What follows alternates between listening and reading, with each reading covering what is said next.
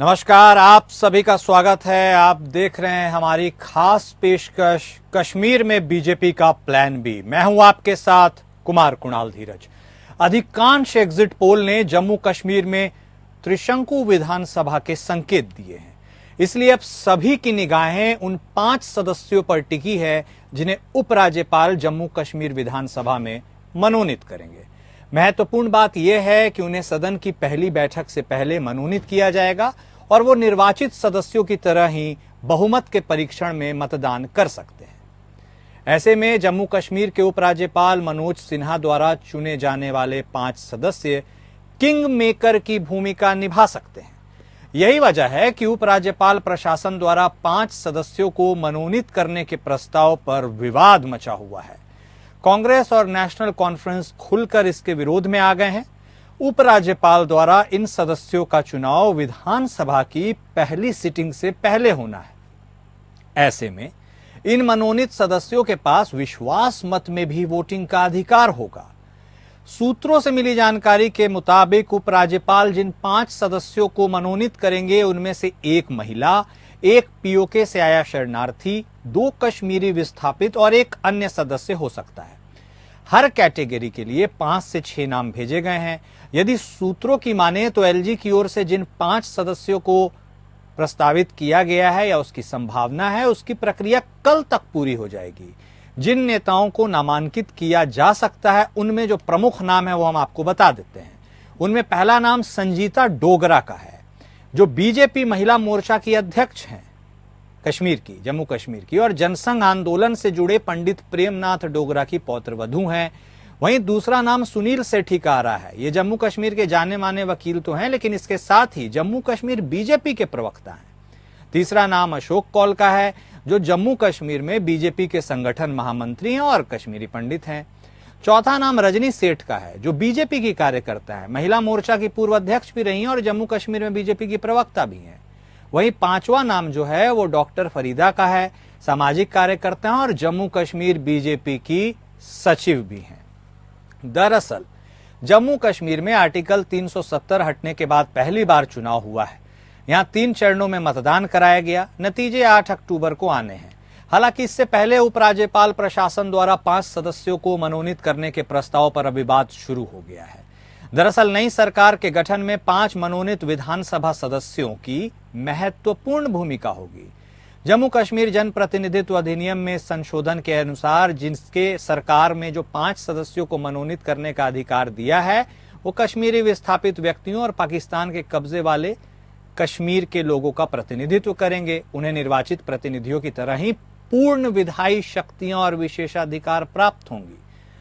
इस नई व्यवस्था के साथ जम्मू कश्मीर विधानसभा में 5 मनोनीत सदस्यों समेत अब कुल संख्या 95 सदस्यों की हो जाएगी और उससे मैजिक नंबर अब 48 का हो जाएगा। यानी सरकार बनाने के लिए बहुमत की सीमा 48 सीटों तक बढ़ जाएगी। उपराज्यपाल ने गृह मंत्रालय की सलाह के आधार पर इन सदस्यों को मनोनीत करेंगे। ये प्रक्रिया जम्मू कश्मीर पुनर्गठन अधिनियम 2019 में संशोधन के बाद हुई, जिसे मनोनयनों के लिए पेश करने के लिए 26 जुलाई 2023 को संशोधित किया गया था। पीडीपी नेता इकबाल त्रंबू ने हाल ही में इस फैसले पर सवाल उठाते हुए कहा था कि इस व्यवस्था का उद्देश्य सत्तारूढ़ दल की मदद करना है और ऐसा लगता है कि बीजेपी पिछले दरवाजे से जम्मू कश्मीर सरकार के गठन में प्रवेश करना चाहती है। नेशनल कॉन्फ्रेंस के प्रवक्ता इमरान डार ने कहा कि कश्मीरी प्रवासियों और पीओके विस्थापितों को शामिल करने का उपयोग इन समुदायों के अनूठे मुद्दे को संबोधित करने के रूप में किया जा रहा है, लेकिन तथ्य यह है कि ये नई सरकार को और कमजोर करेगा। कांग्रेस के राष्ट्रीय महासचिव सुनील शर्मा ने कहा, सदस्यों के मनोनयन की प्रक्रिया निर्वाचित सरकार पर छोड़ देना चाहिए जिसके पास जनादेश होता है या है।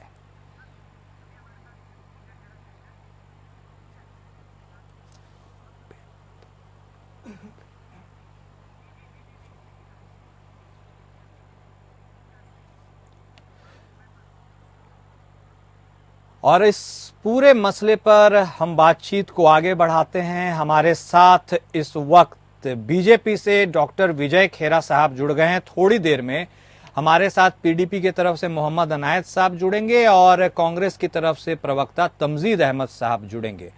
तो सबसे पहले खेरा साहब के पास ही आते हैं। खेरा साहब, सबसे पहले आपका स्वागत है और उसके साथ ही क्या जम्मू कश्मीर के जिस नतीजों का आपने आकलन किया था, एग्जिट पोल वैसा बता रहा है या फिर उसके हिसाब से उसका आकलन कुछ अलग है? और यदि अलग है तो फिर क्या ये 5 सदस्य वो ट्रम्प कार्ड होंगे बीजेपी के लिए जो एक प्लान बी की तरह काम कर सकते हैं? खेरा साहब, कुछ बातें हैं जो बुनियादी तौर पर हम लोगों को समझना चाहिए। सबसे पहली बात यह है, 50 साल से 2 परिवार, 2 पार्टी यही शासन हुआ करते रहे। दादा बेटा, उसका बेटा, अब अगले फिर उसका बेटा करेगा। जब इस तरह से चला तो उन्होंने अपना एक नया एजेंडा वहां पर तैयार किया कि भारत से, केंद्र से दूरियां रखी, अपने आप को स्वतंत्र बनाने का प्रयास किया गया। और वो जो जड़ें उन्होंने जमाई और जो उन्होंने बीज बोया वो आज है वहां पर। और उस बीज को जो एक तरह से हिंदुस्तान के अलगाववादी शक्तियों को उन्होंने ताकत देने की कोशिश की और उसी एजेंडा के आधार पर ये चुनाव जीतने का इन्होंने प्रयास किया। कांग्रेस पार्टी उसमें शामिल रही। उन्होंने ये यहाँ तक कांग्रेस पार्टी ने बर्दाश्त किया कि जब भारतवर्ष का झंडा नहीं लगाए तब भी कुछ नहीं किया, और अगर वो भारतवर्ष मुर्दाबाद करते रहे तभी भी कुछ नहीं किया। तो धीरे धीरे वो सब बढ़ गए। मेरा मतलब ये है कि आप बुनियादी तौर पर इन परिस्थितियों में भारतीय जनता पार्टी केंद्र में आई और फिर भारतीय जनता पार्टी ने वो हर प्रयास किया कि वहाँ के हर नागरिक को मुख्य धारा से जोड़ें और उन्हें समझाएं कि भारतवर्ष अलग नहीं है, आप हमारे हिस्से हैं। जो कि सर, ऐतिहासिक पृष्ठभूमि में जाएंगे तो पूरा वक्त निकल जाएगा। मौजूदा स्थिति पर बात करेंगे तो बेहतर होगा सर। ठीक है, तो आपने आकलन की बात करी है ना। हाँ। तो मैं ये कह रहा हूँ कि हमें आकलन कुर्सी और शक्ति पाने से सेकेंडरी है हमारे लिए। अच्छा, हमारी प्राथमिकता थी कश्मीर को राष्ट्रधारा से जोड़ना, उसमें राष्ट्रभक्ति पैदा करना, उन्हें बताना कि एक ही राष्ट्र है। हम उसमें सफल हुए हैं और हमने वो चुनाव करा दिया जो ऐतिहासिक परसेंटेज हो गई है। अब उसमें हार और जीत, ठीक, हमें जीतना चाहिए, हम समझते हैं, ये हमारा आकलन भी यही है। ठीक है, लेकिन हार और जीत हमारा मुद्दा नहीं है कश्मीर के मामले में। हमारा मुद्दा है किसी तरह से कश्मीर को एक करना और राष्ट्र का हिस्सा। लेकिन विधानसभा की पहली सिटिंग के पहले 5 सदस्यों का मनोनयन कर देना सर अपने आप में बहुत कुछ बताता है। ये तो प्रक्रिया आप बाद में भी कर सकते थे, लेकिन अब पहले करेंगे। पहले करने का मतलब है 90 से सीटें हो जाएंगी 95, मैजिक नंबर हो जाएगा 48। तो क्या ये आपका एक बैकअप प्लान है? एक मिनट, अगर प्राविधान है तो बाद में क्यों करते हैं? हम आपके कहने से करेंगे, आपके माने नोट यो, इनके कहने से करेंगे, किसी से पूछ के करेंगे। अभी इन्होंने ये कह दिया कि ये सब, अरे 5 का प्राविधान तो था। अब तो चूंकि अलगाववादी ताकतों को ताकत देती है कांग्रेस और उसके सहयोगी दल, इसलिए ये बार बार पीओके के लोगों को नॉमिनेट नहीं होने देना चाहते हैं, क्योंकि चाहते नहीं पीओके को हिंदुस्तान में आए, इसलिए उसका विरोध करते हैं। ये चाहते नहीं कश्मीर पर हम लोग को उनका हक मिले, इसलिए उसका ये विरोध करते हैं। अगर विस्थापित करके आपने 10 साल से जिन्हें बाहर निकाल रखा है कश्मीर से, जो पिछले कई 125 पीढ़ियों से रह रहे थे, वो बाहर निकाल के रखा हुआ है, उनका वापिस अधिकार नहीं दे, उनको विधानसभा में आने नहीं दे। मनमोहन सिंह को बना सकते हैं राज्यसभा में, आप हार्दिक शिवराज पाटिल को बना सकते हैं प्रधानमंत्री और गृह मंत्री, और अपनी ही पार्टी के लोगों को प्रधानमंत्री बनाते हारने के बाद। हमसे ये बात कर रहे हो?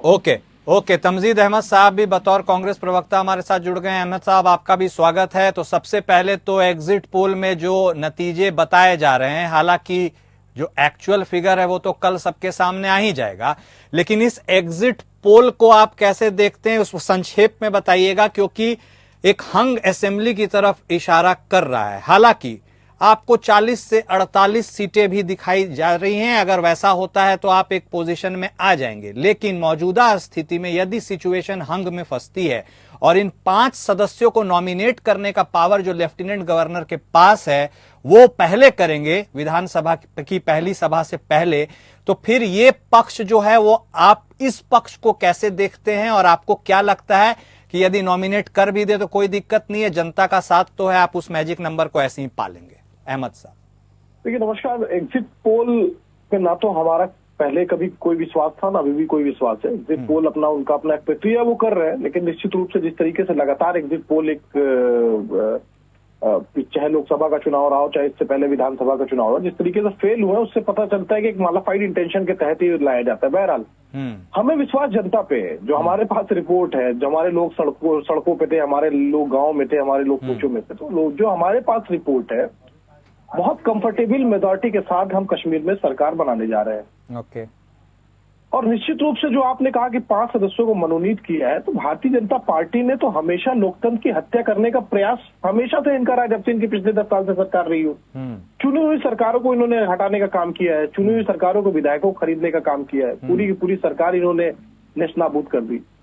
तो उसी का एक एक्सटेंशन है ये कि जिस तरीके से 5 सदस्यों को उन्होंने मनोनीत किया है, तो निश्चित रूप से ये उस वक्त किया गया है कि जब नतीजों बिल्कुल आयन आपके दरवाजे खड़े हुए, नतीजे आने वाले। तो एक प्रयास भारतीय जनता पार्टी ने किया है कि चलिए कम से कम इसी तरीके से हो सकता है कि अगर कहीं से कुछ नंबर रुक जाए तो हम इस तरीके से चोर दरवाजे से जाके सरकार बनाने का प्रयास करेंगे। तो क्या आपको लगता है सत्ता में रहने की जो बात है, लगातार सत्ता में बने रहना है, उसके लिए इस प्लान का एग्जीक्यूशन बीजेपी पहले कर रही है?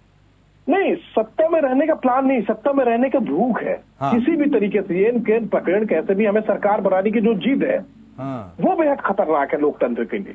हार जीत तो लोकतंत्र में होती रहती है, लेकिन ये जो जिद है ना कि हम ही सरकार बनाएंगे, इस जिद से लोकतंत्र का बहुत बहुत नुकसान हो रहा है। लोकतंत्र की हत्या भी ये कर रहे हैं, लोकतंत्र को खत्म करने की लगातार साजिश कर रहे हैं, लेकिन होने नहीं पाएगा। जनता में पूर्ण विश्वास है कि जम्मू कश्मीर में, हरियाणा में कल हम बेहद कंफर्टेबल मेजॉरिटी के साथ सरकार बनाने जा रहे हैं। हमें कहीं कोई कंफ्यूजन नहीं, लेकिन भारतीय जनता पार्टी ने जिस तरीके से ये सदस्यों को मनोनीत किया है, निश्चित रूप से वो आशंकित है, निश्चित रूप से उनका इंटेंशन मालाफाइड है, निश्चित रूप से वो चाह रहे हैं, गड़बड़ी करने की कोशिश कर रहे हैं। और मैं ये आरोप नहीं लगा रहा हूं। आपने अगर कल हरियाणा के मुख्यमंत्री का बयान सुना हो तो उन्होंने कहा कि पूरा सिस्टम हमारे साथ है। तो आप समझ सकते हैं कि इनका इंटेंशन कितना मालाफाइड है, ये क्या करने की कोशिश कर रहे हैं, क्या करने की साजिश कर रहे हैं। कल उस बयान से उसका खुलासा हो जा रहा है। तो सत्ता की जो भूख, रहने की भूख है, जो जिद है, ये बेहद खतरनाक है लोकतंत्र के लिए। भारतीय जनता पार्टी को इससे बाज आना चाहिए। ये जनता लोकतंत्र चलाती है, जनता ही भारतीय जनता पार्टी को हटा के इस देश से बाहर कर देगी। क्या 5 सदस्यों को मनोनीत करने की प्रक्रिया एक प्लान बी की तरह काम कर सकती है? हमारे साथ लगातार कांग्रेस और बीजेपी के प्रवक्ता जुड़े हुए हैं। खेरा साहब आते हैं आपके पास। ठीक है, पहली सिटिंग के पहले आप मनोनीत कर लीजिए, आपका विशेषाधिकार है, उपराज्यपाल का विशेषाधिकार है। लेकिन जब इस विशेषाधिकार को एक्सरसाइज करने की बात आती है तो मेरे सामने कुछ नाम आते हैं और नाम के साथ उनके डेजिग्नेशन भी जुड़ते हैं और तब सवाल खड़े होते हैं।